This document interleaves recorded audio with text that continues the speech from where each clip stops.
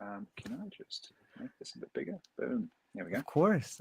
Ladies and gentlemen, Nice. welcome back to the True Life Podcast. I hope everybody is living the dream. And if you're not living the dream, if you find yourself on the bumpy road of life, just pause for a minute, take a deep breath and realize that it's necessary. This little pothole, this bird singing, it's all necessary. We got a great show for you today. I am here with the one and only Thompson-Milne, one of the top executive coaching voices in the world. He's been helping entrepreneurs find more time, more energy, and more clarity and more understanding of not only who they are, but where they fit into the world in which they're emerging. He's been using deep coaching, neuroscience, and behavioral analysis, and he is a pioneer in growth mindset innovation. Lewis, thank you so much for being here today. How are you? I'm so much better after that intro. Thank you. That was a good pick me up. Well, it's true. I got huge respect for you, and I've seen and watched people with whom you've spoken to, and I'm just excited to have you here today. For those who may not know, we're doing like a live coaching session here, and I am an open book. I'm going to be as vulnerable as I can, and I'm really thankful that you've chosen to spend some time with me today in the audience. Thank you for that. I appreciate being here. Thank you so much. I mean, it's always fun to have a chat to someone I'd like to talk to, and you're certainly someone I'd love to talk to. So it's good times. Fantastic. Where do we start at, my friend? Look, let's just hit it running, right? I'd love to hear if there's any questions about the process, the interaction, the concept of coaching and how this kind of works together. If you don't have any of that, I'm happy to jump straight in. Yeah, I think that there's so where I am, I think that there is a idea that people don't need coaches, and there's so many coaches out there. I think it's like a flooded market sometimes. I mean, why do I need a coach? And lately I've begun to understand that I think coaches have begun to take the way of the psychologist or the psychotherapist, because I'm not sure that coaching is a word that describes what people do. It's almost like an experience viewer or something like that. I don't know if the right word, but well, there is a preconceived notion that people don't need coaches. Why do people need coaches?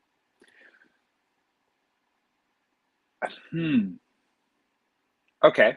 So, sorry, this is my soapbox and I'll die on it. Yeah, please. So look, here is the answer. And this is my honest answer. I coach through honesty, right? Honesty. Right. Sorry. Are we okay with profanity in the podcast? Of course. Is this okay? Is that the audience? Yeah. Okay, great. I just want to moderate my internal expectations. Of course. Look, there is a diaspora of bullshit in the industry, right? Right. Now, no one needs a coach, which sounds weird as a high-class executive coach or a high-class entrepreneurial coach, but no one needs a coach. No one does, right?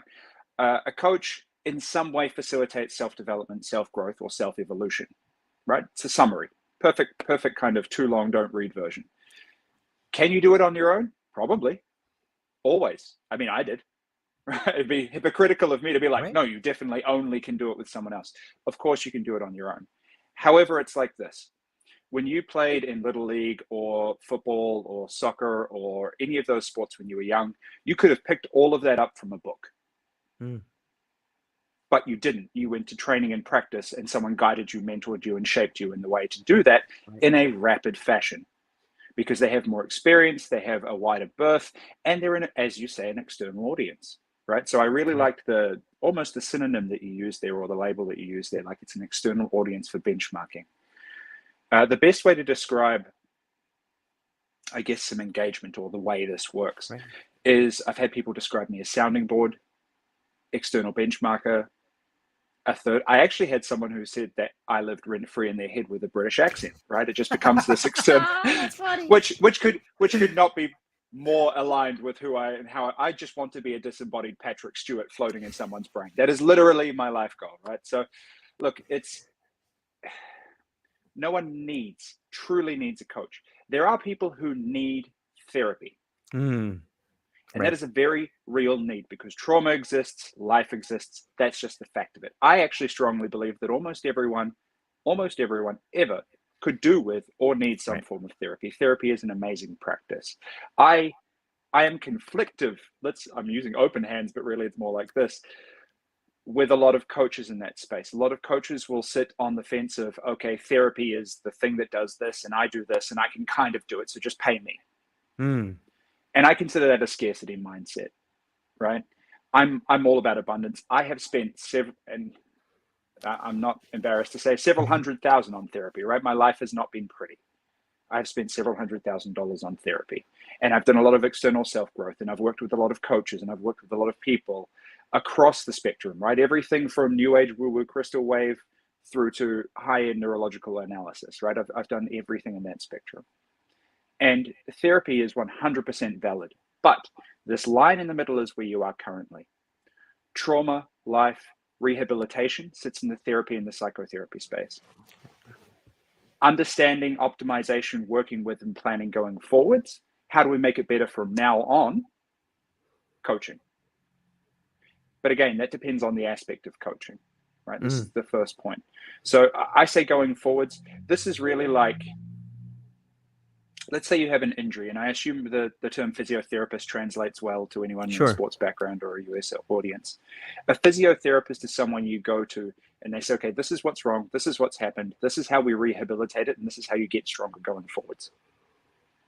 But if you have a structural bone issue or some kind of ongoing genetic disease or some kind of abnormality, you're going to specialists and surgeons and GPs and all these other things, right, that are going to remediate the root cause, while you work on rehabilitation and performance going forwards. So they are two very specific sides of the same coin. Now, as to why it's such a very broad topic and a very broad name, is because coach is marketable. It is that simple. It's an unregulated industry, and I mean that in the worst and best way possible, right? I would never be one of these coaches that conflicts with therapy, because therapy is a highly regulated, highly mandated, and highly rewarding, but also highly involved speciality. I have no space playing in that game. No coach has space playing in that game unless they were a therapist, period, right? You can't compete with 5,000 plus clinical hours just to get a basic certification. You just cannot. Coaching, however, is unregulated. So it's cool to put the word coach on it because someone thinks that they don't really understand it. And what I find in the vast majority of instances, there is life coaching, but outside that, you see people claiming to be LinkedIn coaches, sales coaches, DM game coaches, or growth coaches, or growth mindset is one thing, but you see people in these very specific aspects. And what unfortunately that is trainers, sellers, consultants, sometimes mentors, legitimately mentors, but coaching is a skill set. So unless you are employing that skill set, you're not a coach. You fall under a different banner. There's plenty of banners for those things, but they're not as marketable. No one wants to be like, hey, pay me for my course and I will train you on my course because I am a course trainer. That's not sexy. It doesn't sell. Whereas, hey man, I'm a sales coach. Oh, okay, yeah, I could do with sales coaching. But then you get in and they give you a bunch of checklists, a bunch of work items, tell you what the game is. Well, that's mentoring. They train you on their game that they tell you what it is. Well, that's training. A coach would sit in there and be like, what's stopping you figuring this out on your own? How do we get you to the point where you can iteratively and ongoingly do this by yourself? Someone who invites you to confront the things that you can't get past and forces you to come up with your own solutions. Correct. But in addition, it's not just the ones you can't get past, because often having that external audience calls out things you never even knew were there. Right. And this is where the catch-22 is. Yes, you can get there on your own.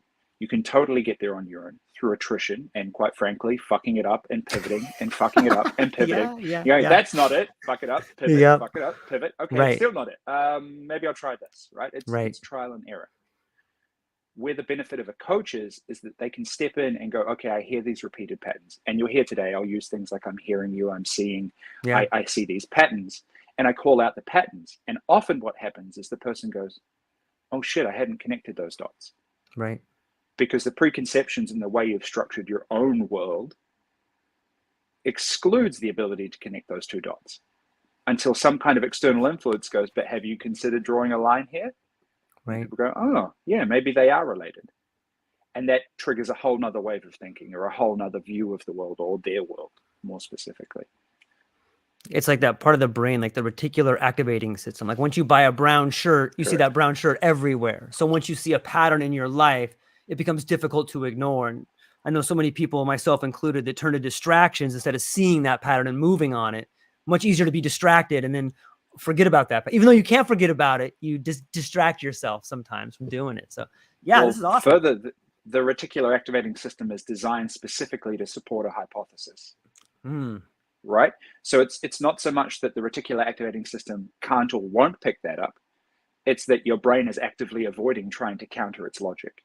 Then what it will do is it will audit and filter all of the literally millions of terabytes of information you're taking in every minute and take a very small piece of that in a way that's filtered based on your predisposition or your pre-framing or the way that you want to see things. Right? So you're actually always seeing the car that you're going to buy. You're always seeing the brown shirt, but your reticular activating system is going, don't care, don't care, don't care, love the brown shirt, don't care, don't care, don't care. Right? Whereas before it's going, who wants a brown shirt? Have you seen that blue one? Right? So its job is to enact your predisposition or your intended opinion. So it's quite interesting in the way it plays because we can manipulate it. And that's where a lot of this lands, right? It's about really, you hear words in the self-development industry like intention and awareness. And look, no disrespect to New Age coaches, there is a very strong industry in that space and it helps people translate a lot of these concepts, but most of them are neurology, right? And intention and awareness is just you taking a thought process that you like and go, this is important to me. So your reticular activating system then goes, okay, cool, sweet, we'll look for that. It is literally that simple. It sounds complex and it's great to add words and buzz and intention and manifestation, and these are all marketable terms, but it is literally just going, I'm going to choose and be in control of what I think and what I want to do. And now my brain is going to follow suit, or I will teach it to shut up. And then you have all the bolt-on effects, right? Procrastination around that, fear around that, all of these other not pre-existing conditions. I loathe that term, but existing mind frames or mindsets that kind of limit you or teach you coping mechanisms around that to not rock the boat, right? Because our brain wants stability at all times. Yeah, it's interesting to me. It's fascinating to me. Let's talk about all my problems. Okay, great. I love it. It's the best opening to a session. Yeah, right. Excuse me while I sip on coffee. Yeah, let's both have a shot right here of coffee. I would love that. Yeah, cheers. It's that's brilliant. Never have I really sat down with someone and they go, okay, let me lay it on fix you some shit. No. So look, I'll start with my typical preamble, right? And it's very important as a preamble because it creates the same page. I live on agreement. I dislike expectation. I think it's the crux and the problem behind every real relationship. So everything I do, I'll try and seek agreement as I go through. So in this instance, the space that we're in is completely judgment-free. And I need you to know that that's for me as well as yourself. Right? If I hear you judging yourself, I'm going to call it out. And it's not this smooth. It's basically stop being a fuckwit, right? Like just it's a very different game. So the reason for that is that judgment is a needless and a wasted emotion. Right? Internal self-judgment, external self-judgment, it serves nothing. It's an outdated emotion set that we don't really need in this current day and age. It is a waste of time. I focus on honesty. I teach based on honesty. I coach based on honesty. No, those are two separate things. And I expect it from myself and from the client. Whatever you put out honesty-wise and vulnerability-wise is what you're going to get out of it. Right. Cool? Yeah, absolutely. Excuse me. I keep looking to the side because I will be taking notes fairly sporadically because I am type A and notes make me happy. But I do it purely to jog my recollection of facts and events as we do this. So fantastic. If you wonder what that is, that's what it is. Of course. Outside that, where do you want to play today?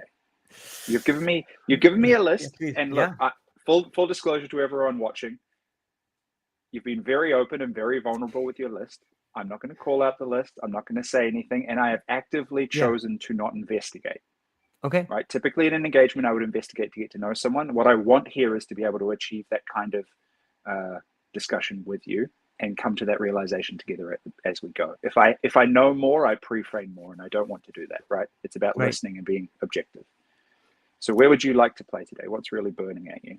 I just want to start too with saying that I'm really thankful for this, number one. Number two, I am going to be, I want to be as open and vulnerable as possible, because I want people who are in my position to understand what I'm going through, so that they can find some breadcrumbs and move through too. I see this as a way to maybe look like a total lunatic on stage and throw myself out there. And for everybody watching, you're welcome. I love you. Here we go. Where I want to play today is that I am stuck in some ways, and I am stuck in, I think, maybe a little bit of scarcity and a little bit of imposter syndrome and a little bit of unknowingness. And so uncertainty seems to be a cloud of unknowing over me, and it's paralyzing me at times. Okay. That's a great place to start. So there's multiple themes there. Okay. Right. The first thing is, describing yourself as a lunatic is probably not a strong step on the no self-judgment. Okay. We're just going to move past that. We don't have time. Look, the imposter syndrome and the uncertainty can often be hand in hand. Right? The imposter syndrome is actually relatively easy to deal with. This, again, trade secret. Right? Everyone wants to sell you a course to deal with imposter syndrome. I'll sell you a course to deal with imposter syndrome. I can sum it up very, very carefully. You have never objectively looked at what you have produced in a way that is not pre-framed by the way you see it, i.e. judgment. Noticing a theme. Secondly, you haven't taken time to celebrate your wins as you've acquired and grown. Right? So what happens is we're often taught to be a martyr. We're often taught to be humble, to put our ego down, all these kinds of things, right? And some people embrace it, some people don't. But in some level, we're always taught to be modest. That is a high virtue by a lot of cultural and societal standards. And that's amazing, don't get me wrong. But what that manifests as, or what that lands as really, is people never stopping to celebrate wins in the internal grind for growth and the eternal grind for achievement. And it sounds tedious, but you should always celebrate your wins for one key reason that is not the one that most people think, which is if you don't, your brain never thinks you've done anything. So if you have sat there and you've achieved, let's take abstract example A of guy or girl in corporate environment who's gone promotion. She just keeps smashing projects. She is delivering and over-delivering on targets. But to her, she's never celebrated that. So she just keeps growing. When she looks back, all she can see is growth, right? There's no list of achievements behind her. Then she gets thrown into the deep end where she doesn't know anything. And rather than looking back and seeing a big list of times where she achieved despite not knowing things, she has no frame of reference. She goes, well, I just got here. I must be lucky. Oh, I must have just figured something out. And there's no way I can replicate that again. I have no evidence base or experience base to leverage. Right? And often, and when I say often, I'm being kind, in 100% of scenarios, if you step it back, you can find places where you have encountered a similar scenario or you have achieved despite these odds. And because you've never celebrated them, they've never landed, they've never come out of, I'm going to point to brain parts a lot in this, I apologize, but at the front is generally your prefrontal cortex, your logical processing, then you've got your monkey and reptilian brains way at the back that are kind of your deep storage. Think of it that way. And they never kind of get pulled out of deep storage unless we pay very cognizant or very high awareness to them and celebrate them and enjoy the milestones. We never leverage that experience and we never really build a deep sense of confidence around them. So in imposter syndrome, people think it is having a syndrome, when in actuality, it more functions like an absence of evidence. So then the resolution is relatively simple, right? Find evidence, understand and break that evidence apart, see if it translates to where you're at now. And for everything else, fuck it, you survived last time, go ahead. Right. I mean, there's a lot to be said for willful ignorance, but you can still pad that out quite heavily. So in this instance, you say imposter syndrome. So I'd like to know more. Where and how is this kind of showing up for you? I think it stems from an identity crisis. I was a UPS driver for 26 years. I took a pretty big stand. I fought for what I believed in, and I was rewarded by being fired. At that point in time, I was proud of what I did. I'm proud of what I stood up for.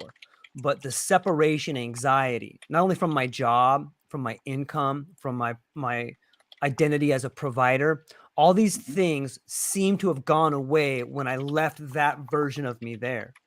Over the last 6 months, I feel as if part of me is dying and is dead. And I have no desire to ever be that again. In fact, I feel sometimes ashamed you have to potentially crawl back to something like that. I feel like a new me is being born.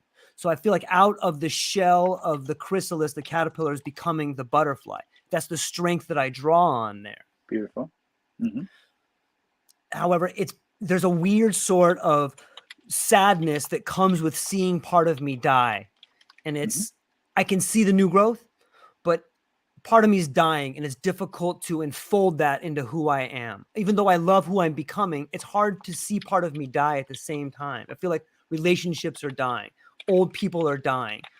Part of me is dying, and I can feel it. It's visceral. Right. Okay. Strong set of word choices, which tells me, A, you've been exposed to death in your lifetime. People don't often use that term so interchangeably if they haven't become more comfortable with it. Just Right. morbidity factor. But what I'm hearing is very all or nothing. What I hear is someone who had a good career, irrespective of what that is. It doesn't matter what that was. Right. You had a good career, you were doing well, and you took a moral stand. I assume it's a moral standpoint at this point. Absolutely. Right? Great. And because of a problem on someone else's end, that resulted in you not working there anymore. Now, we could go into why and how that exists and perhaps potential self-judgment, should I, shouldn't I, all these kinds of things. But you've described this as a dying of a past you. Yeah. Right? Which is a very, very strong internal metaphor. What it also means is that you're saying, okay, everything included in this bundle of existence is done. And out it goes with the bathwater, right? Yeah. Right? But we just talked about that. All of your celebration, all of your milestones, all of your achievements, all of your accomplishments, all of your experience-based evidence, you kind of put in this little bucket and out it goes. I'm not that person anymore. I am a type A hyper corporate achiever. That was what my identity was for a large portion of my life. And I now sit here teaching people not to do that, or coaching people not to do that, and coaching people to think differently and take time for wellness and all these kinds of things. It could not be more like, and look, the thing I get is, of course you would say that you're a coach. I'm like, no, I'm a coach because I couldn't say that before. Right. And I need you to not say that. But this is the trick. Integration is about respecting and honoring all the stuff you had in that past life and leveraging what you can and should use, because it didn't go away. You just need to take it back out of the box. And getting rid of the banner or the role or the labeling of what that used to be. I've had a beautiful metaphor given to me by a client who describes the work we do together as like a new season. And the reason I like that, I like the idea of death and rebirth, but a season is better because it implies an iterative series of change. It is growth. You have not shifted from that person. They have not died. You have grown from that person in addition to a new person.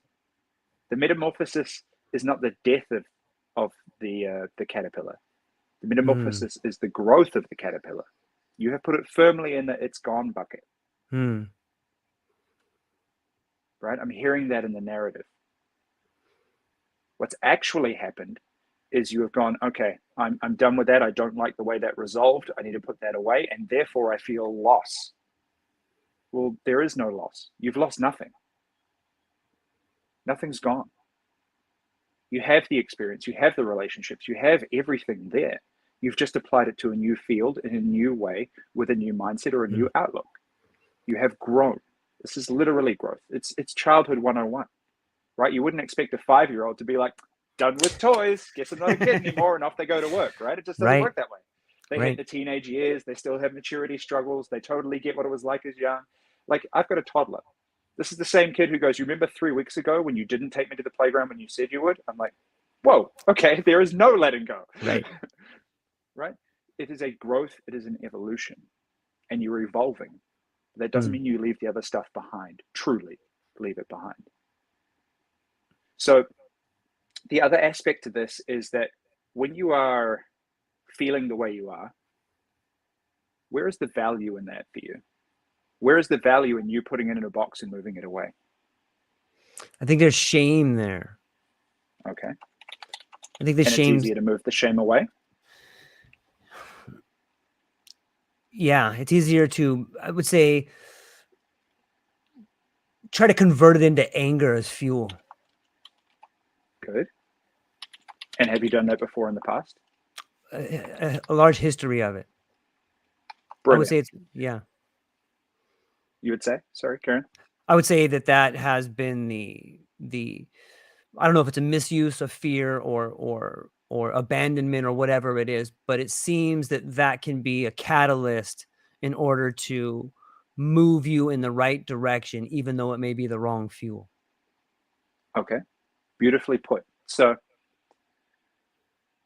often, let's step it back. Okay. You're familiar with a structure and a habit, right? Habit, behavior. Yeah. The structure of habit and behavior, the way it works. Essentially, you have trigger or catalyst or some kind of driver response to that driver and have or trigger, and then you have a reward mechanism. Now, we believe this is purely about going to the gym, eating right, not watching as much Netflix at night. It's not. It is everything. Our thought processes, the way we react to a situation, our emotional, I don't like to use the term resonance, your emotional wavelength or your emotional response to stimulus are all habits. They're all behaviors. Our brain is uniquely engineered to go, if I've done it more than a couple of times, I'm building what they call a subroutine. I'm putting it in the back of my head and now it runs on autopilot. This is the way I'm going to react to this situation forever, until we choose to arrest that momentum and intervene in it, right? Which is what we don't do because we live reactively typically, or we don't have the awareness. Now, you say this is it has happened in the past. It's very easy for me to then say, okay, great. When you've had a negative stimulus, shame, fear, perhaps sadness, even anger in a different form, you've pivoted it to anger. That's used you as fuel to accomplish something. So you've then rewarded the brain by success in accomplishing things. Now, our brain likes to survive. Our brain hates change. It hates risk. Change is risk, therefore I hate it. Right? It likes survival. It likes homeostasis. That's and it's very, very cheap. It's very cheap. It's very cheap with its energy. Right. So even a toxic habit that it doesn't have to do anything for is a better option than a habit it has to do something for that is far healthier for you, because it is agnostic of good and bad. It does not care. So you've created a repeated pattern of pivoting into anger and using that as fuel to achieve. So every time you do that, your brain goes, yep, this was the right choice. I achieved more. Think of it like smoking, right? You've basically told your brain every time you're going to get this big dopamine hit, you're going to achieve. So what do? And your brain goes, wow, that seems marginally upsetting. Fuck that, man. Let's just get really angry and then we can pull out the other side with productivity. Right? So you have a mechanism, a habit, and all it is a habit. It's just like any other habit. You can re-engineer it. You can never get rid of it. Right. You can re-engineer it. You can alter the triggers. You can alter the cues. You can alter your response and then reward it. Now, why that's important is because you recognize there is shame. But having that shame means that you get angry, means that you achieve. So now when you have a need to achieve, what happens if you reverse engineer that? What does your brain think? That if you reverse engineer, you have to ascribe a new meaning to shame? Yeah. And it means you need to be angry to achieve. And if you need to be angry to achieve, you need to feel shitty. Shame. Shitty. So the more you try and achieve, the more your brain goes, I know how to do that. I'll make you really angry. Wait, we need a stimulus to make us angry. How can I sit in shame? Sabotage How myself. can I sit? Welcome to the origin of self-sabotage. But it makes sense, right? Yeah, it does. It's the world's most advanced dumb machine that ever existed. Honestly, it really is, because you have conditioned this response. I'll make it very obvious because I'm aware. Right. I'm trying to ignore the fact that we may or may not have several thousand people watching, but I'm going to reverse engineer this to make it easy, right? Okay. I want to lose weight. I need to curb my eating. My habit at the end of the day is to sit down and watch Netflix with my wife because I'm human and that's how life is. It doesn't matter how wellnessy you are. There's some good shit on Netflix or Prime or whatever you have, right? I'm not brand loyal. But I love sitting down with a good movie. Sure. And when I sit down with a good movie, I love a good snack. Right? So my diet brain goes, no snacks, eat clean, go and sit down and enjoy some quality time with the wife. Well, my quality time with the wife is to watch something. Should we watch a movie? Let's watch a movie. So then every fiber of my being goes, it's time to eat snacks now. How does it know it wants me to get snacks? When did I snack before? I emotionally ate. So I felt shitty. And then I would patch it with snacks and then I'd make myself feel better by watching something. So reverse engineer again. I watch something, my body wants snacks, and it wants snacks by making me feel shitty. So I watch stuff and I immediately start feeling shitty. And then I immediately start feeling hungry. So how do you recondition that? Well, I realize there's a negative association there. How do I create a positive association with the time and the watching and re-engineering that habit and then catching the cue or the trigger before it happens? Because you effectively swap the reward and the trigger sometimes, right? That's what's happening in your instance. I need to get to, therefore I need to be. So now you seek out the trigger or you manufacture the trigger to get the reward. I have a Pavlovian dog in my head. Everyone does. That's the worst part. That is the worst part. Everyone has a Pavlovian kennel, right? There's dogs left, right, and center in different aspects of our lives. And the problem is we keep pretending we don't. Oh, I'm better than that. No, you don't. No, you don't. That's just literally conditioning, right? Everyone is conditioned. We've conditioned ourselves. We've conditioned out by our environment, by our society, by our loved ones who always want the best for us, but don't necessarily understand how that translates. Refer the risk discussion. And not to mention, we're just conditioned through general programming, right? We self-condition through our own internal narrative, right? Our own internal narrative drives the conditioning that we receive because it's all based on perception. And I don't want to get too far down that rabbit hole, but it's about controlling and understanding that for objectively what it is rather than pre-framing the story before it lands in your head. So what we have is, you described it as an identity crisis. I would say it's an identity metamorphosis. I like that. But anytime there is a cognitive dissonance, right? I think, therefore, but then I actually, and now the two don't match. You're like this right now, right? So you need to bring the two in line. Where can we bring evidence from the previous you that's needed to patch the holes that you perceive or you believe you're currently missing in the current space? I think I can call upon my experience with relationships as a UPS driver. And maybe that is the reason why I am good at what I'm doing now, because I've spent maybe it was like a school. Maybe those is what built me where I am today. And if that fits into the idea of metamorphosis, which is much better than knocking heads and feeling shame. Maybe there's some pride. That's a strong word. Maybe there is some reward that I can take a serious look and maybe forgive myself for feeling shame, which is a weird thing to say. You should forgive yourself for feeling shame. Like then I start thinking, like, why am I shameful about something? Like, what you gotta be ashamed about, man? That wasn't too bad, you know? And I do struggle with relationships. And I think that I am acting out of conditioning in a lot of ways. I wish I was better. And sometimes I think part of my self-sabotaging is creating these unrealistic expectations. And then that way, when I know I'm not going to get close to them, I get distracted and then I fail. And then there comes the shame and the anger, which allows me to move up a little bit further, create some new unrealistic expectations, but at least I'm moving forward, you know, but it's destructive. It ruins my relationships. It ruins what I can be. And it takes away from my it takes away from what I can create. Okay. So where's the value in that cycle? No, that's hugely introspective. Well done, right? Your unrealistic expectations as what I would call a vehicle for self-sabotage. Yeah. Right. We've understood at a surface level. We would usually dig a bit deeper into it, but we've understood at a surface level where that chain has come from in a habit context. Right. Why it's become a conditioned response. This is the vehicle with which you enact that. If I set an unrealistic expectation and I never achieve it, what am I rewarded with as a result of that?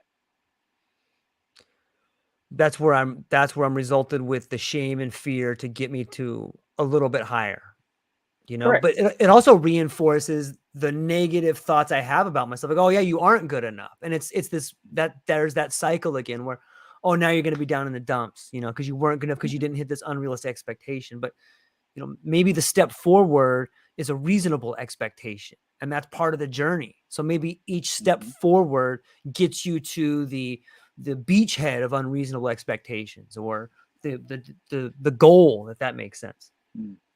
It does. Sorry, I'm mentally avoiding a bunch of the soapboxes I like to stand on. 1 second. It takes a second to frame this. No, so look, very succinctly put, and I hear you, and in a sense, you are very correct, right? The worst part about being a coach, slight derail, I'll bring it back, I promise. There's a callback in there. The worst part about being a coach is because suddenly you hear cliches and they make so much more sense. And they are cliches I've heard my entire life over and over again. People who are wiser than me, more experienced than they say it, and you hear it and you read it and you see it on someone's great sunset selfie on Instagram, because that changes lives. Sorry, my bias is showing. But when you hear them with a different lens, they make a lot more sense. Here's one for you. Okay. The fun is in the journey, not the destination. Right? Sounds simple. Everyone goes, all right, cool. Yeah, I've heard that a million times. Here is what I'll offer you to support that. Okay. Your unrealistic expectations are only on milestones. They're only on milestones or goals, or whatever term we want to call this, right? I tend to call them milestones. Goals, I make a more loftier purpose, but milestones, goals, whatever interchangeable term suits you here. However, every step in that process can be enjoyable, can be fulfilling, can be forward momentum. Remember how we spoke at the top of the call around celebrating the wins? This comes in the steps, not the milestones. But we put it off. I have a great friend and a client who launched a massive digital product on LinkedIn a few days ago, and it's going very, very well. Nice. But my coaching before that was about, who cares? Who cares how well it goes? You have put this together in a condensed time frame, in an extremely difficult environment with a cross section of people, right? And if you know who this is, you'll know who this is. But you've done that in an extremely collaborative, highly ethical, highly values-driven way, and delivered a product at a price point that is way above anywhere else in the market. But it came from a place of, how do I deliver the most value to people? So then the act of simply launching it is the milestone you should celebrate, is the step you should celebrate. Its commercial success is irrelevant, because the accomplishment was well before any kind of perceived success or response. So if you put everything on this milestone or plateau type celebration point, but you've moved that too high, I need another 1,000 followers in a week or I'm a piece of shit, right? Then you're chasing, as you say, an unrealistic goal, whether it's set by you or set externally, but it's the wrong place to start in the first place. The first place you should start is, what steps have I taken?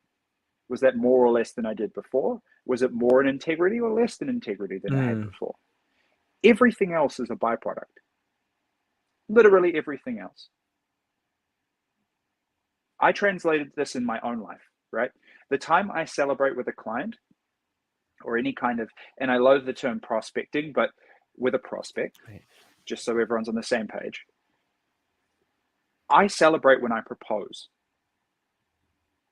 My wife and I high five, we might go out for dinner, we might do some kind of meaningless or meaningful celebration when I propose to a new client. I've had some time with them, I've had a session very similar to this with them, and I've gone, hey, this is what it is, this is how we go, and this is what we do. Would you like to move ahead, yes or no? And the reason for that is simple. I celebrate the confrontation of the fear of saying no, or the fear and the anxiety of not landing a client. I celebrate moving through that with a proposal. I celebrate, the proposal usually signifies having delivered some value. I celebrate the fact that I got to deliver value and meet someone new. I got to build a connection with someone.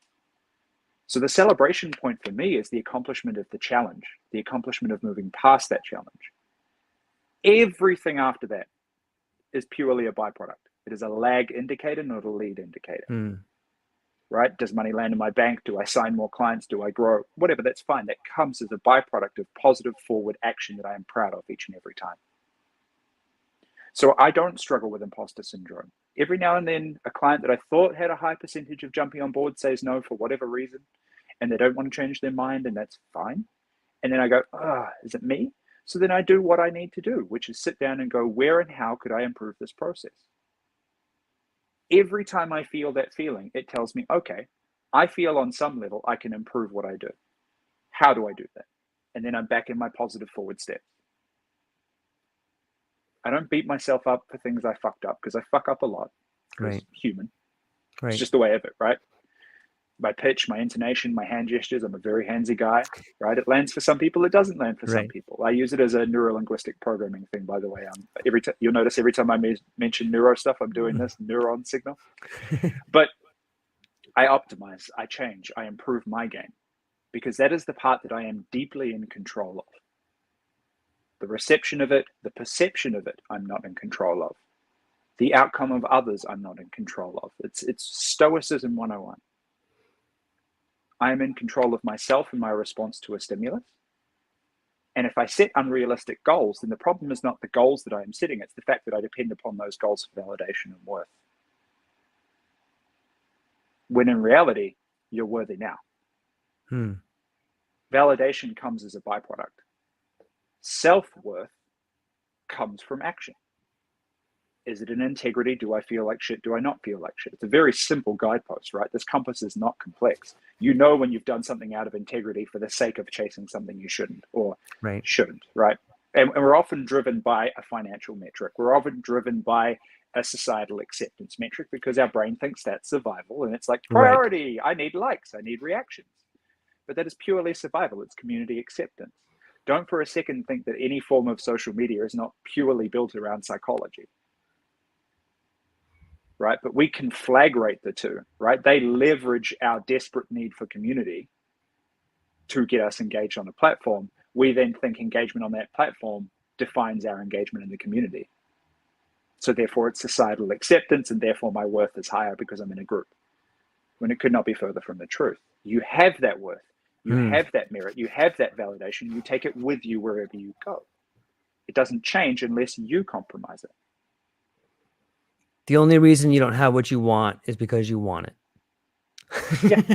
Yes. I mean, good. Yep. Well done. Yep.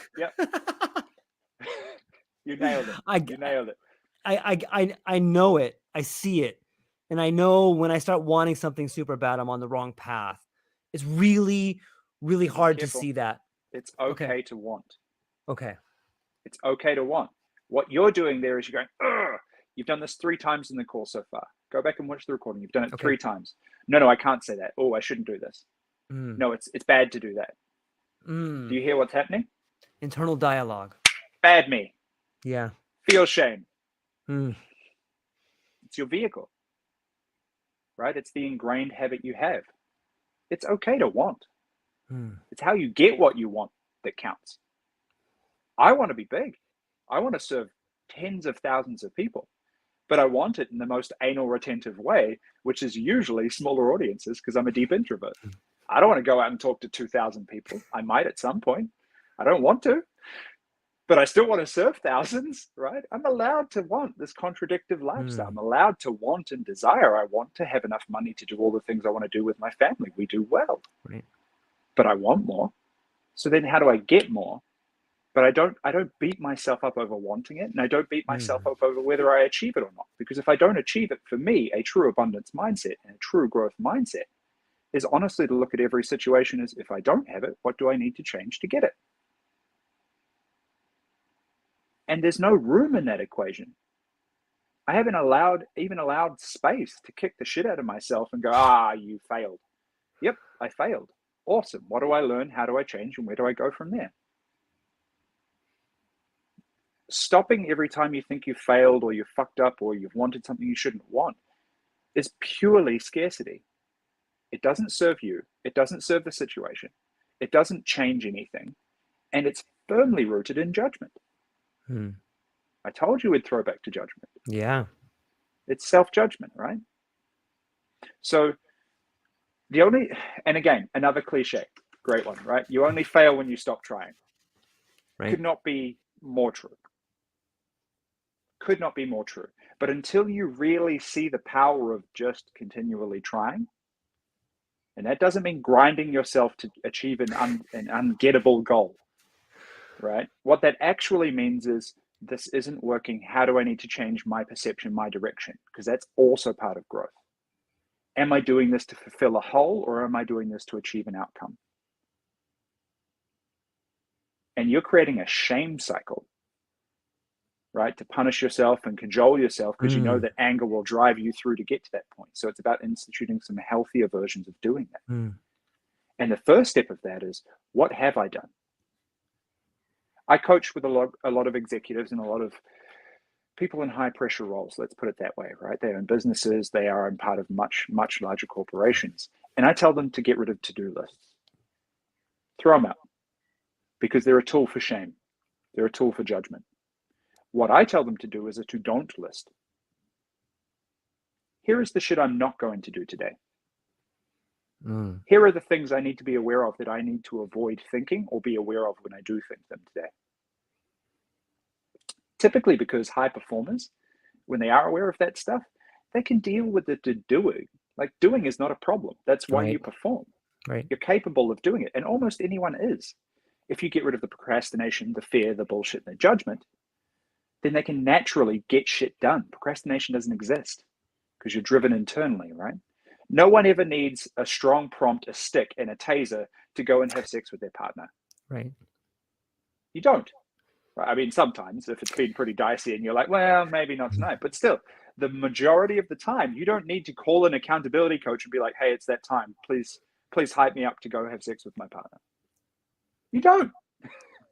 You want to, because you like the connection. So you get rid of these concepts, these constructs, and you focus on the forward action. You focus on the milestones you have achieved, the things you have done moving forwards. I would offer that a good technique or tool layer that would really assist with you is a daily reflective, right? I have a simple tool that I've been working on, and it's not anything magical.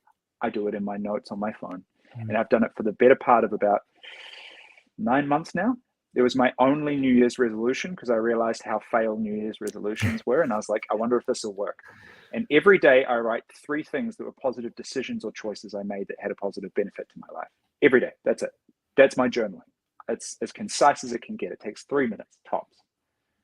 And every day I go, these 3 things were good decisions I made today. I don't talk about the bad things. I can sit down and do retrospectives and growth sessions and any kind of corporate nomenclature I want to chuck on that. But every day I go, these were 3 good decisions.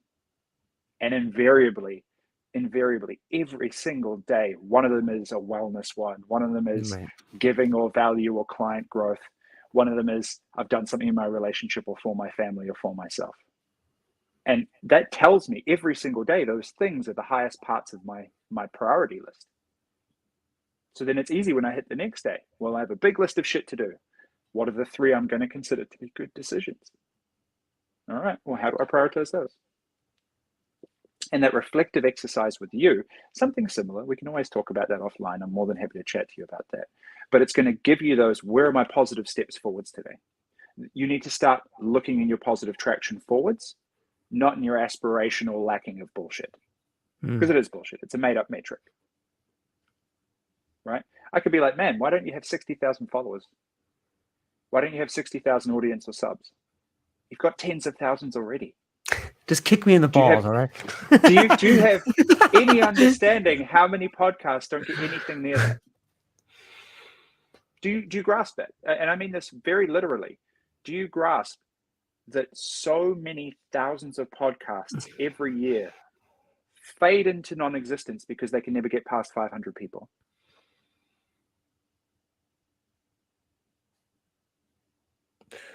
No. Why is mine not better? That's the problem. Why is it not worse? Because I don't sleep. Why is it not? Okay, there's a vehicle. right? So, but why is it not worse? Why is it not worse than it is? Because Reframe it that way. Why is it not worse? Top 3 reasons. The top 3 reasons it's not worse is because I genuinely want everyone listening to get out of it the love and respect that I put into it. The next reason is it's a part of me and I care about me and I want that to be reflected in there. And I think that can be arrogant. Maybe I'm not going to say I shouldn't do that because I've already been down that pathway. I'm going to reframe that. And another reason is that people enjoy authenticity and taking chances, and they enjoy seeing it in other people, and it inspires them. That was a beautiful answer. Thank you. It was a beautiful, I mean it. It's a beautiful answer. It should be acknowledged. So those are the 3 big reasons why it's not worse. Why do those have to change? Why aren't they good enough? Sorry, let me reframe that. Why do you feel they are not good enough? I feel I should be generating a lot more revenue and be able to replace the place I walked away from and give my family a better life by doing what I'm doing now, and it's not translating. Okay. So what I'm hearing there is I have a modality, I have a purpose, I have a clear direction that's actually obviously landing for people. Sorry, how long was your podcast? Just bear with me. How long has your podcast been going? All up. I include the episodes that you wish no one knew about. 5 years. 5 years. 5 years. Great. And you're at circa 30K at the moment? Right. Audience? Great. So in 5 years, you've grown to 30,000. Yeah? What numbers do you need to hit revenue targets? 30,000 downloads per episode. Okay. What is your current downloads per episode looking like? Maybe between 200 and 500. Okay. So you're looking at a 100x type. So what I hear there is the disparity is in your expectation of how to monetize. Your audience is not slacking, right? Your expectation is how you monetize, or the gap there is how you monetize. You have an audience. And this is where it's hard for me to draw the line between my mindset and business coaching, because often they're so interrelated, right?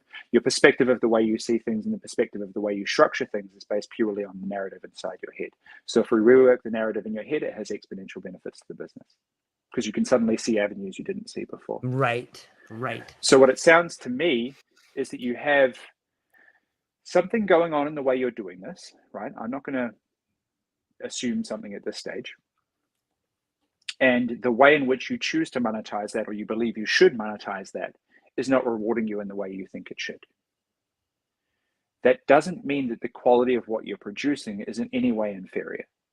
That doesn't mean the quality of your subscriber base is in any way inferior. It doesn't mean that your growth is in any way inferior. Podcasts do not make it to 5 years unless they have an element of strong success in them. They do not. There's a great meme that is just called "Another White Guy with a Podcast," and Google it, and it is the funniest thing you have ever fucking seen on them. Every time I think of podcasts, my friends send that to me, and they're like, "Stop," right? So, because it's all hustle bro culture, and they've all got podcasts, right? Right. But podcasts don't have a high rate of success. There is an extremely, again, a low bar for entry, and a lot of podcasts don't. And a lot just kind of idle by at the very low numbers or a moderate number, and they're okay with that because it's a drip feed of income. What I'm hearing from you is the scarcity focus on this has to deliver it now. I need this money. I need this money. I need this money. Right? So then there's definitely realm for us to discuss where and how you pull that income and buffer that income in the short term until you get to the point that you want to do it purely with this. Maybe there's alternative options. Maybe there's alternative ways to look at it, ways to monetize your audience or incentivize your audience that you're not already considering. And that's worth its very own discussion, right? But in that, you are using that as external bullshit metric. And it's not too bullshit because obviously you have a family and you need to provide and all these social and cultural imperatives, right? I can talk to you about my journey in the very same space. Coaching. I went from Fortune 100 to not-for-profit because I felt like a piece of shit, Right. back to Fortune 100, because I was like, yeah, no, I can deal with this. And after about 2 or 3 months in that, I was like, nope, assholes, I'm out. And then I went back to not-for-profit. Right. And what I realized was I had a deep hole in me, and it wasn't the industry that was going to fill it. But then I pivoted to coaching, which I had ineffectually been doing for hundreds of people across my entire career. That's why I was successful in the leadership space. I was coaching the shit out of my staff for decades, right? But that was a big pivot. There was imposter syndrome. There was elements coming up there. And I went, how do I replace a corporate salary? And the answer was, I reduced my lifestyle. I built a strong safety net. I invested in alternative means to buffer my income so that I didn't have as much pressure on my primary. And I had some very strong discussions with my wife about transparency and what that meant, right? And I don't want to discuss that on the call, obviously, with yourself, but that's a whole separate thing on its own. Right. And obviously they have to be on board, and their support means everything to us, right? Irrespective of who or what your partner is, that is imperative. Nothing works unless that does. So I had to put these things in place to mitigate that drive, because I don't want to come from a place of scarcity. I can't come from a place of scarcity. If I sit on a coaching call like this and I'm like, are you sure you don't want to buy it? Are you sure? Are you sure? I think I can do it. I can drop $50 off. $50. Do it. Should we start tomorrow? Let's do it tomorrow. What are the objections I'm going to handle? I don't come from that place. I literally had a client conversation last night, late night my time, circa 12 hours ago. And it didn't end up landing as a client relationship yet, right? But I had a great conversation with her. It was amazing. We had a good connection, and I really delivered her some value that could hopefully make a significant change in her career. Okay, cool. I got what I need out of that. I got the dopamine hit. I got to give back. I got to serve. I got to provide value. Yeah. What that means is, do I have more money? No. So I'll find someone else. But if I came from scarcity, I would have been on the phone for another hour with her, handling her objections, coercing her. Right. I can coerce the fuck out of people. Let's be very clear. I got very, very good at manipulation in a corporate society and corporate scene. And I can do it now. Ethics stops me doing it now, because that's not who I want to be. It's not the business I built. If I wanted money, I'd still be working in a Fortune 100. That's not to say I don't make money now, but it started slow, right? I had to have that patience, and I had to search for the alternatives to remove that scarcity drive. Because when you remove that scarcity drive, you show up better in authenticity in your first drive, your abundance drive, right? And that comes across.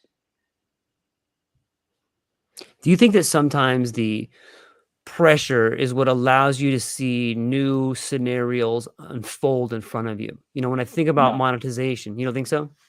No. The adage, pressure makes diamonds, is neurologically and physiologically complete bullshit. Now, let me preface this. Okay, please. I was corporate success driven for the entirety of my life, right? It was the pinnacle of where I wanted to be because of my childhood. Sure. And I did that through my ability to deal with crushing stress that other people could not. That was my pride. That was my identity. I was the martyr. I was the guy, right? I'm going to get it done. I'm going to crush this project. It doesn't matter if it takes 18-hour days for months on end. In fact, in one instance, I was literally sleeping on a couch in an office for weeks on end. My wife just didn't see me, right? Now, I prided myself on that.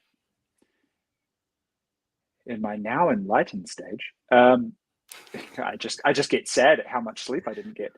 But neurologically and physiologically, your brain and body are conditioned to tunnel vision. The natural stress response or hormonal response is to drop adrenaline and norepinephrine and noradrenaline, which is essentially just the brain versions of the exact same stuff, right? They just have different names because it's easy to classify. Now, what happens when that kicks off is you either have your fight or your flight. Your fight is your muscles get tense, you get loaded. You have flight, they still get loaded, just the blood the blood positioning changes, right? If it's fight, it's more upper body, it's more heart-centric, it's more cardiovascular. If it's flight, it's cardiovascular with a heavy focus on flooding blood to the musculature in your lower body. In either case, in any instance, stress makes you tunnel vision neurologically.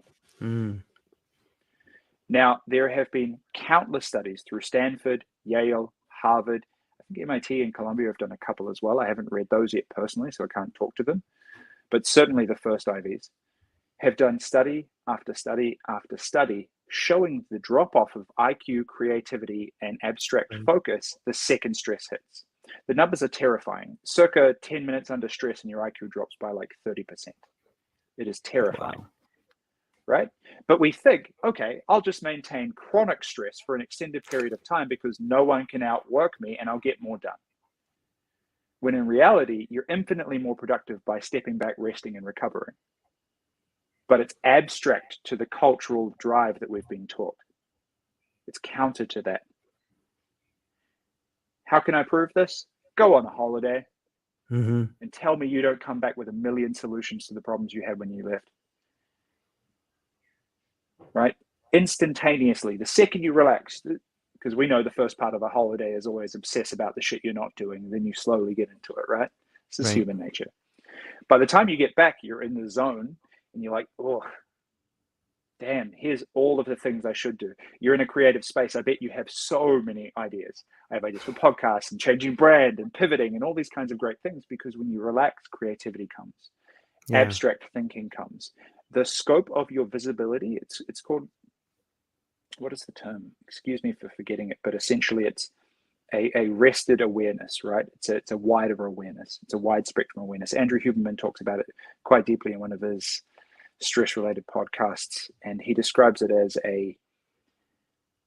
stress is essentially looking through a very small keyhole or tunnel vision or whatever term, but rested awareness is more like an open awareness.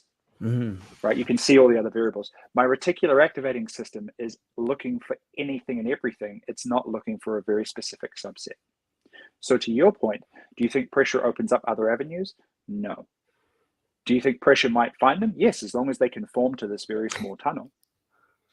Right? Because that's just the way our brain works. We're looking through this very small hole. So if it's down here at all, well, I'm firing down that as fast as I realize what that represented. But we're firing down that highway as fast as humanly possible, as hard as humanly possible. So we'll probably notice that faster.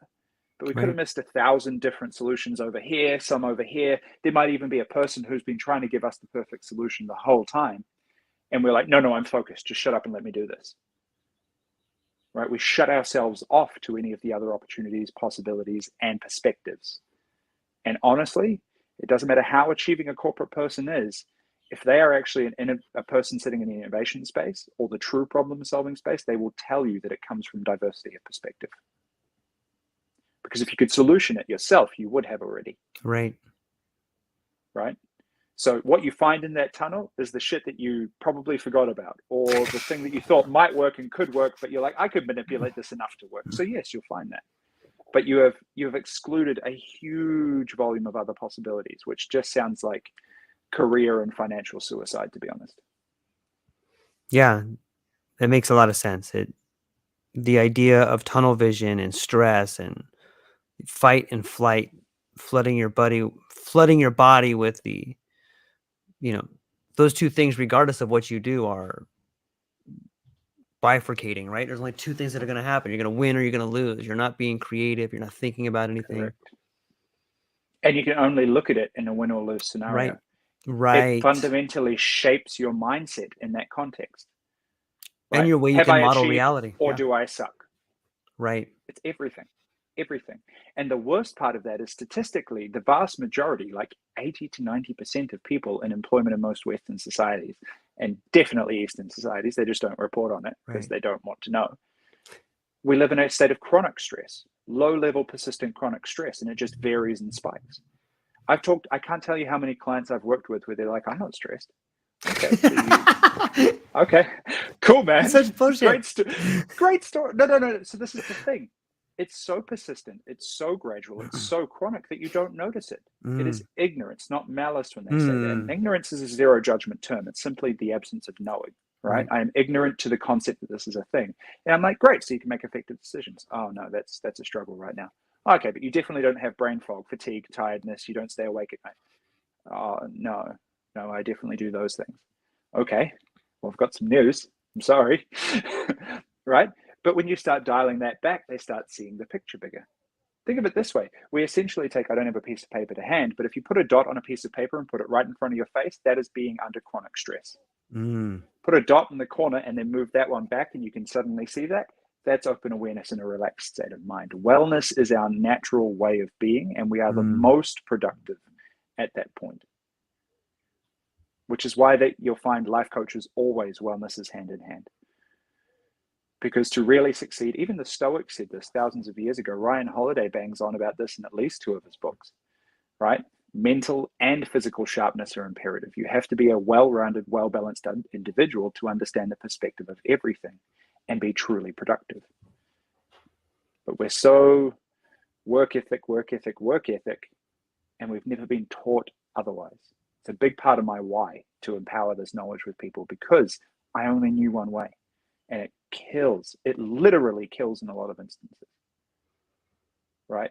I know parts of your own journey, and it's a far, far bigger driver than we want to admit. So no, I guess it's the short. That was a very long way to say no. That's a dumb idea. Pressure does not make diamonds. In some ways, I can see my journey synonymous with that. In some ways, it's living under the pattern of chronic stress for so long, and then in some level getting free of it and wanting and feeling that relief as lacking. But really, it's something that is freeing. It's liberating, and sometimes I guess that's the Stockholm syndrome, maybe the same thing with stress, right? Like you've become so accustomed to it, you've turned this thing that was holding you down into something you put on a pedestal. Correct. Further, it becomes part of your identity. So what ends up happening is the identity crisis manifests in something simple like, well, I feel relaxed today. That's not who I am. Yeah. And you don't notice this at a conscious level, but you just feel off. I need to be motivated. I feel itchy. I have to go and do things because productivity is worthiness. Now, you cottoned onto something very interesting there, because that's a much deeper discussion, right? Mm-hmm. Hands up if you're a trauma kid, right? Trauma kids, if many people don't, I'm just like, well, you're probably not digging deep enough. But trauma and constant states of stress started a lot of childhood, a lot of formative times. But what ends up happening is you become addicted to the stress. And what happens is when you do that and you start dialing back on the stress and you get some breathing room and the pressure dies off, all of these alarm bells about value and identity and work ethic and all the, this isn't an integrity with you. You're a hard worker. Go get that done. And what it actually is your brain shitting its pants. Why? Because it hates change. It's actually addicted to the stress, and it perceives calming down and healthy rest as a threat. And our brain is tricky. It manifests thoughts, urges, things, and we just go with the flow. We're like, okay, brain. And then we go and do that thing, right? I have a craving. It's just a thought. It's my decision to jump on that thought that means I go and have a snack. We assume it's telling us the truth at all times. And what it's doing is it's manipulating us at the highest order. So when it perceives calming down as a threat, it will tell you all kinds of things to justify putting you back in an old spiral. Its job is to be in that homeostasis of what it knows. And you're risking survival by relaxing, by taking a day off. When in reality, that's the best thing for the brain and the best thing for the body, because we know better than the brain's base programming. But it perceives it as this existential threat. I had to take 3 months off. I've had 4 burnouts, right? Which is not a humble brag. It is a deep source of shame that it took me 4 times to figure it out. My first burnout, I went blind. Literally blind. I had a blow up with the senior manager at the time. It was a big rift. I went back to my desk, talked to my team, said, hey, I just need to chill out for a second. Was doing some work and one side started going blurry, and then I lost vision in both eyes. And I had to have a friend take me to the doctor, who literally put me in the corner. Thankfully, it was what we call an uncle in Indian society, a really old uncle, who sat down. He put some headphones on, and it was some totally chill music. And he's like, you just need to breathe for 10 seconds. Just chill out. And after about 10 minutes of doing that, it came back on. But I thought, okay, I need to make the changes in my tips, techniques, tools, product efficiency, time management. I'll tweak all of that. It's not a problem. I'm going to optimize my way out of overwork. Yeah. Right? Went back in, same thing. Did it again. There was time differences, obviously. Optimized, changed, tweaked again. Okay, maybe I need to work out more. So now I'm adding a lot more. I'm amping up my physical stresses, thinking that it's going to reduce my mental stresses, not knowing that all of my mental stresses were because I was thinking the wrong way. Same deal, just physiologically and mentally burnt out. And then the fourth one, I went, holy shit, it's me. There's only one common denominator there, and apparently I was very slow at learning my lesson, right? And I had to confront that truth. Looks like everything I think is wrong. Fuck me, what do I do now? And that took like 3 months of every single day sitting there going, okay, I'm going to go and do something relaxing, but fighting the urge to go be productive. It happened yesterday. I was meant to have the afternoon off, and I just found all these little tasks that needed to be done kept flooding into my brain. But I had to choose not to engage with them and pick the ones that I felt were not going to be high intensity for me. It's a constant struggle because our brain is tricky like a motherfucker. It really is. So yes, dialing back, slowing down, changing the pace. It's an abundance focus, but it is a scary, scary thing for the brain if you're used to and conditioned into the habit set of producing that way. Because then it feels like you'll never produce, right? If I'm not kicking the shit out of myself, how can I ever get anything accomplished? Simple, just fucking do it. You have to build that evidence of doing it. You have to give the brain just as much ammunition to go, oh, okay, I can do this. But to start with, let me use this as an example. Yeah.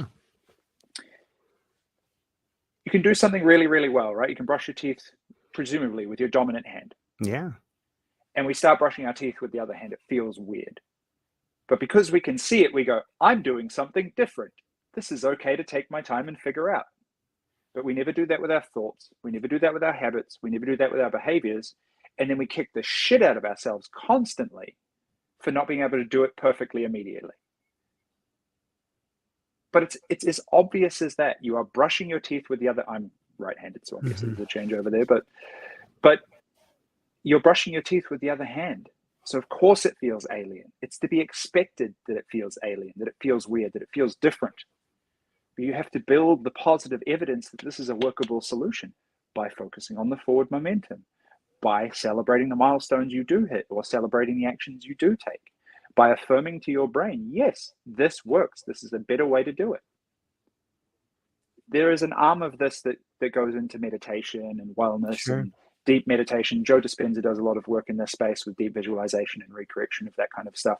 That is a very different piece of talk, but it's about recognizing that I need to be patient. I need to take time. I need to have compassion for myself because I am literally brushing my teeth or tying shoes with the other hand, right? Just in a mental context. And we just assume perfection. That disparity, again, is an unrealistic expectation. Yeah.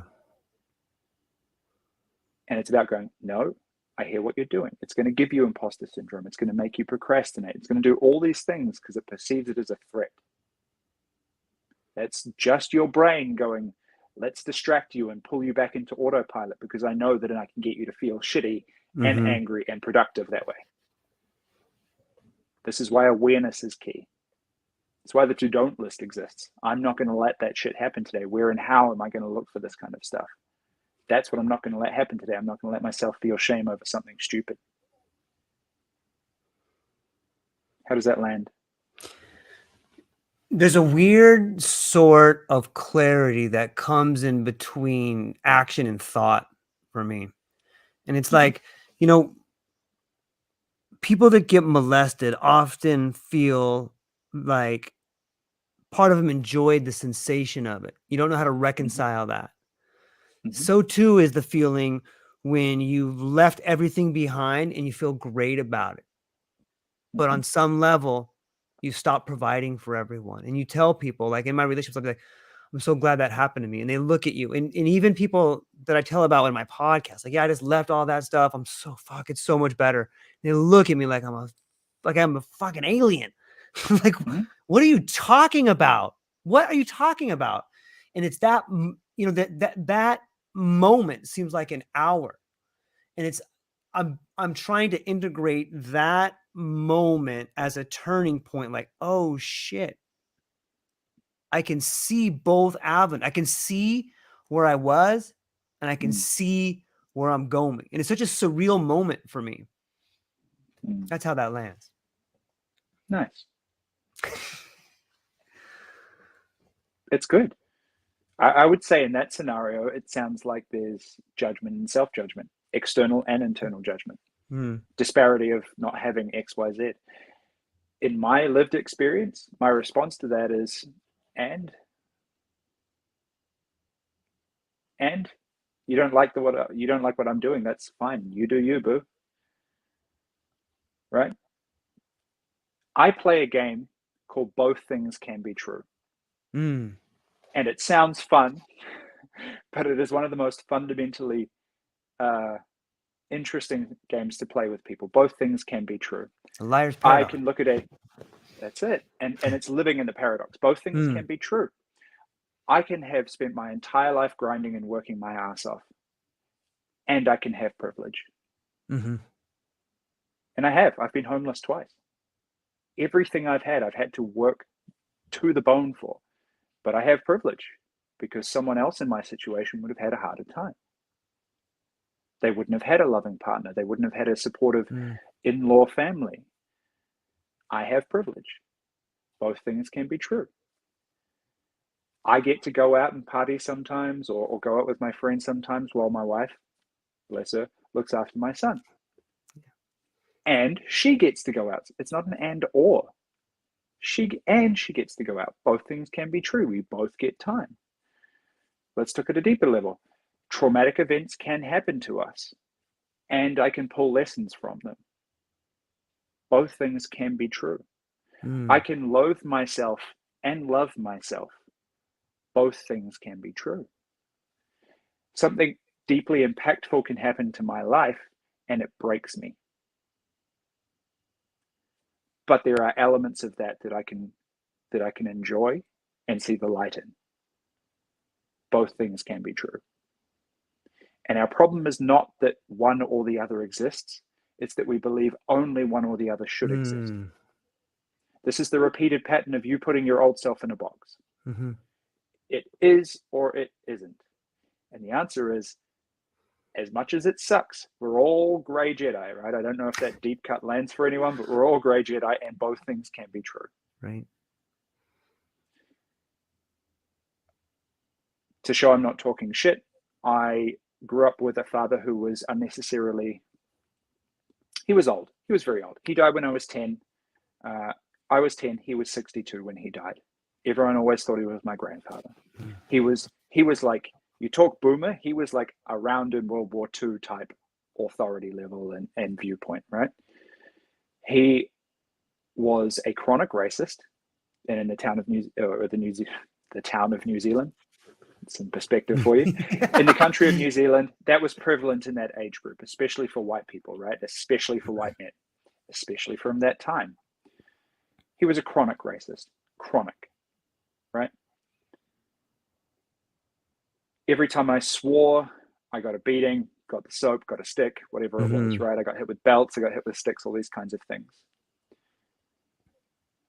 He was a single father raising me on a government benefit, and he grew his own crops and vegetables and all kinds of stuff outside that to support us. He was a constant inventor, but he was the most loving person I've ever met in my life. Both things can be true.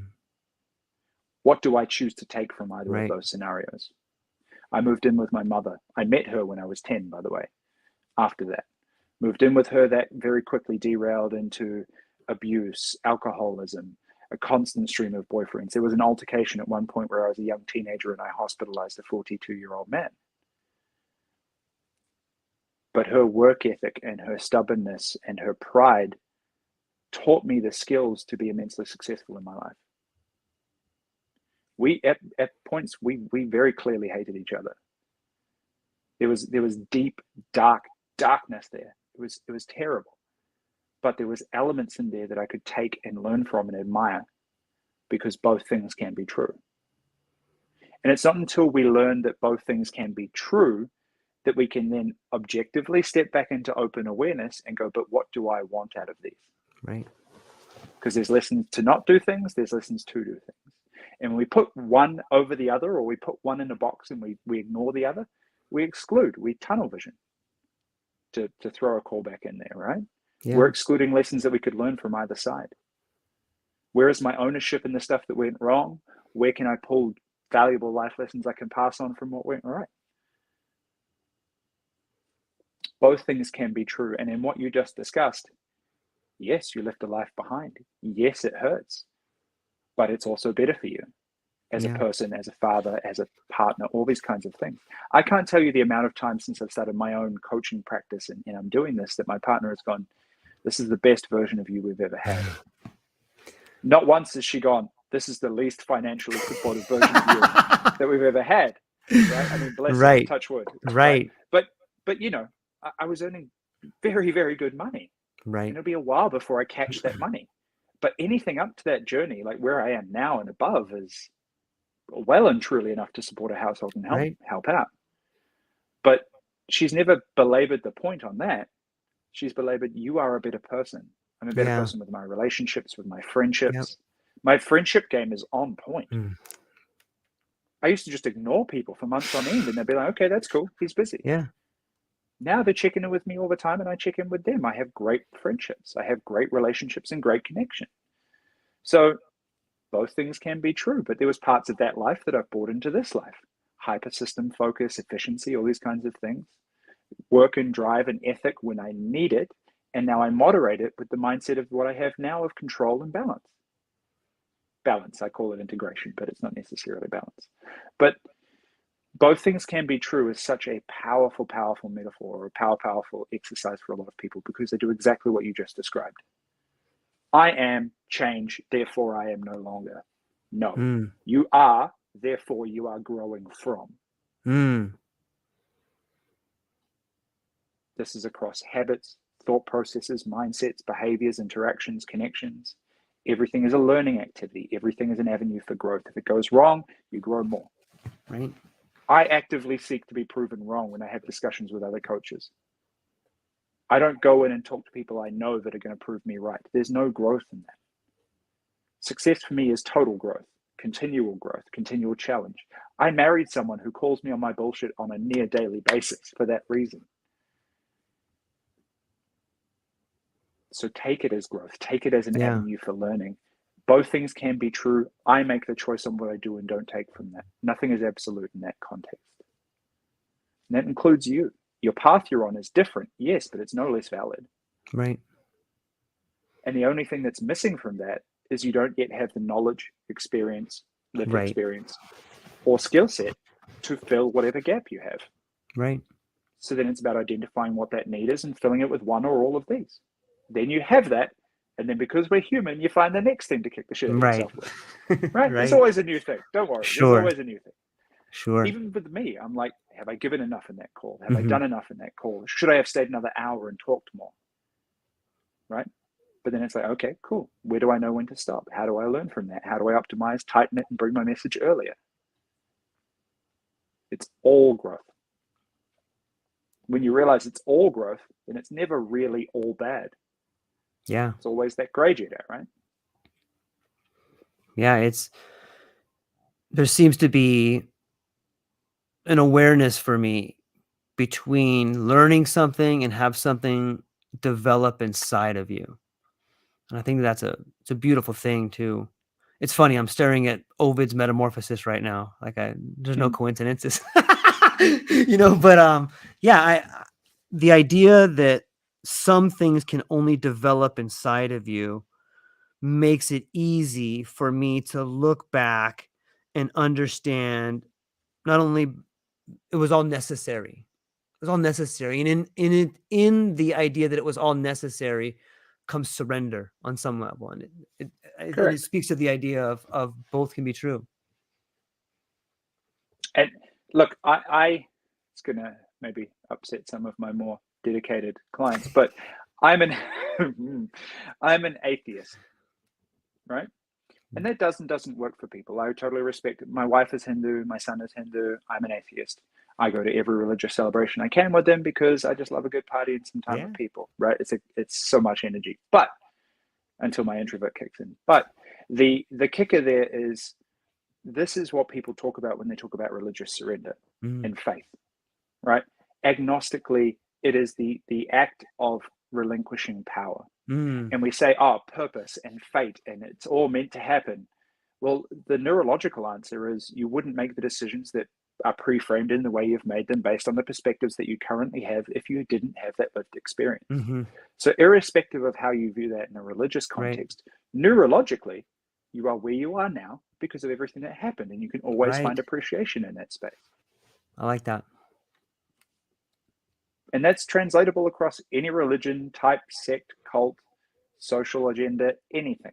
You are where you are based on your lived experience, and you can find appreciation for that. If you look hard enough, you will always find somewhere to be appreciative because you're still alive. And it really is that simple sometimes. That's, I don't know if there becomes any better information than that right there. That last landing blow of, the appreciation. I think it speaks volumes. Louis, this has been tremendous. I thoroughly respect the kindness and the veracity and the level of honesty with which you bring to the conversation. And I appreciate the no bullshit approach, man. I think that that's one of the reasons why you're super successful, and you're very caring and compassionate and been graceful with your time.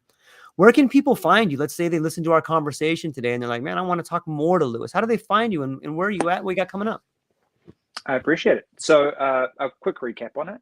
Please. So you can message me at coach@bebetter, BEBETTER.NZ, or NZ, I believe you guys pronounce it, because I'm in New Zealand. You can find the same website, but that's under construction at the moment. You can look me up on LinkedIn, Louis Thompson-Milne, or Be Better Coaching. What's coming up? Whew, that's a fun one. I'm actually working on an app. Nice. Yeah, I'm working on an app at the moment, mostly around building an ingrained, noticing a theme, habit and routine stack for people, wellness practices, stuff like that, but also healthier mindset practices. What I've seen in the routine and habit space is everyone goes, here's a checklist of doing these minor activities, and they construct it. What I'm trying to do is create more of a guided and instructional way to get people thinking and structuring their mornings and evenings a bit better, using their phone rather than just pretending it doesn't exist and hoping that my habit will go away, but using their phone for a more constructive purpose, right? Wind them down for sleep routines, wind them down for better quality of life, doing retrospectives and reflective exercises. So that's in the works at the moment, so expect that to drop. But all of that will be on my LinkedIn page if you want to look me up. Yeah, and I would recommend everybody do it. You've got some great content on there. You're a wealth of knowledge to talk to, and there's a radical self-responsibility and a radical honest that comes from having a conversation with you. So I would welcome and invite everyone to look you up and check him out. And his clients do all the talking for him. All I got to do is look at the success that they've had and who they're pointing towards. So ladies and gentlemen, that's what we have today. Louis, hang on one second. I want to talk to you briefly afterwards, but I'm going to hang up with the people here. Ladies and gentlemen, I hope that you have a tremendous day. I hope you realize that everything was necessary and that you're moving towards a better, more authentic version of yourself if you're willing to take full responsibility for those actions. That's all we got for today. Yes. Ladies and gentlemen, aloha.